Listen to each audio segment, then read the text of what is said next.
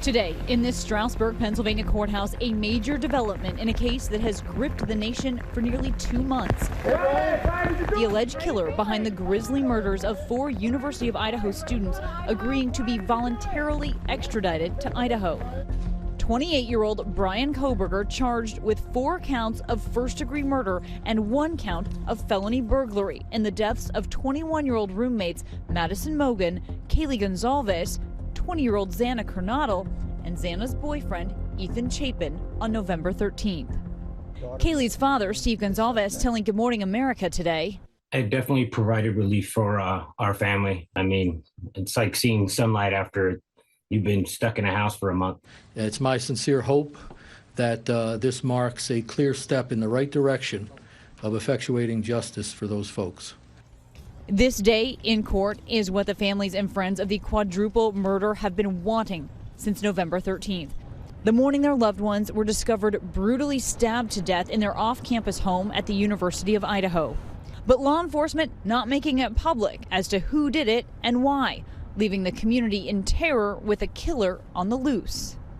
After 19,000 tips and hundreds of interviews, finally, a suspect arrested at his parents' home in a gated community in Monroe County, Pennsylvania. The FBI sat on the house for several days before a tactical team made up of Pennsylvania State Police troopers and FBI agents finally moved in at about 2 o'clock in the morning Friday to make the arrest. Our Philadelphia station WPVI talking to a neighbor who saw the arrest but didn't want to be identified. They had it in handcuffs and they took him out. We really did not saw his face. We did so when the team took him out and put him in the car. That was very scary. In June, Kohberger completed his master's degree in criminal justice at DeSales University in Pennsylvania, seen here at his commencement ceremony. Back in May, someone using the same name posted on Reddit looking to recruit volunteers for a research project aimed at understanding how emotions and psychological traits influence decision-making when committing a crime.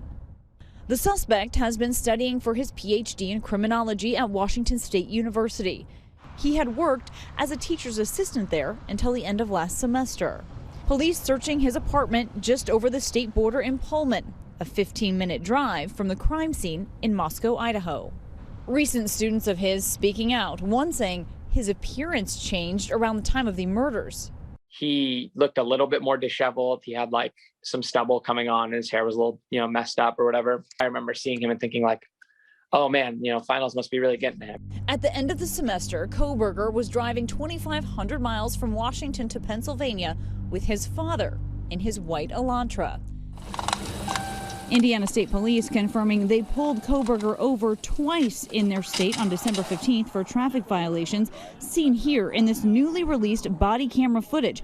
They say they didn't know at the time he might be a suspect. This all began back on November 12th, a Saturday night in college, as friends headed out to local bars and parties.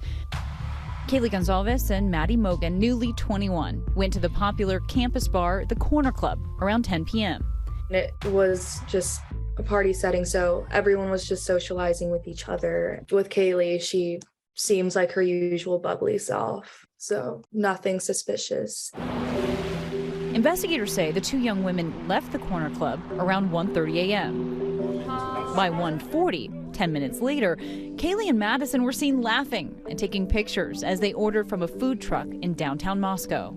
I could just tell just by her body language that she was definitely feeling pretty good, and I wish I could have been there and given them a hug. At 1:56 a.m., the pair arrived home, getting a ride from what Steve described as a sorority-designated driver service. According to authorities, their roommate, Xana Kernadel, and her boyfriend, Ethan Chapin, were at a fraternity party earlier that same night, but also returned to that off-campus home by 1:45 a.m. Hours later, all 4 were dead. Their other 2 roommates were already home, allegedly asleep on the lower floor of the house, left unharmed. I hope people understand how all these kids that were a part of this were doing everything right. And they were going to be the type of people that you wanted to be your neighbor. Authorities maintain the murders likely happened between 3 and 4 a.m. and that all 6 people were likely asleep at the time of the attack. Their bodies not discovered for another 8 hours. Some had defensive wounds. Each had been stabbed multiple times. Earlier this month, investigators announced they had zeroed in on a white Hyundai Elantra, which was seen on video in the immediate area of the victim's house when the crimes occurred. They were able to track the suspect through his vehicle, this Hyundai Elantra. This investigation took police from rural Idaho all the way to the Pocono Mountains in Pennsylvania. This as new details emerge about how law enforcement tracked Kohberger down. Sources telling ABC News they used public genealogy databases like those used to catch the Golden State Killer. We can reverse engineer anyone's identity based on who they share DNA with. The vast majority of those cases are cold cases. CeCe Moore is a genetic genealogist who pioneered the techniques used in investigative genealogy and says she has worked with law enforcement to solve more than 250 criminal cases. When you perpetrate this type of incredibly violent crime, it's virtually impossible not to leave your DNA behind. It appears they did have his DNA to work with. That would first have gone to the crime lab. There was no match. So at that point is when they would have taken that DNA evidence and sent it out for investigative genetic genealogy analysis. This method of using public DNA databases to help solve crimes is not without controversy. Critics say it violates users' privacy. Customers of these sites in the past have complained, particularly after the Golden State Killer case gained so much prominence, about, well, wait a minute, you're using my DNA to look for killers. I didn't sign up for that. Kohberger's lawyer says his client maintains his innocence, claiming he was in Pullman, Washington on the night of the murders.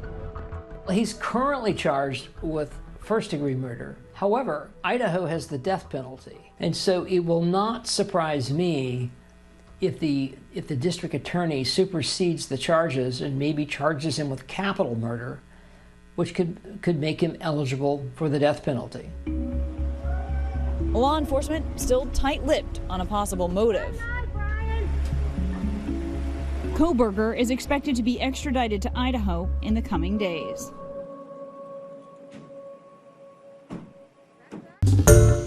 Hi everyone, George Stephanopoulos here. Thanks for checking out the ABC News YouTube channel. If you'd like to get more videos, show highlights, and watch live event coverage, click on the right over here to subscribe to our channel, and don't forget to download the ABC News app for breaking news alerts. Thanks for watching.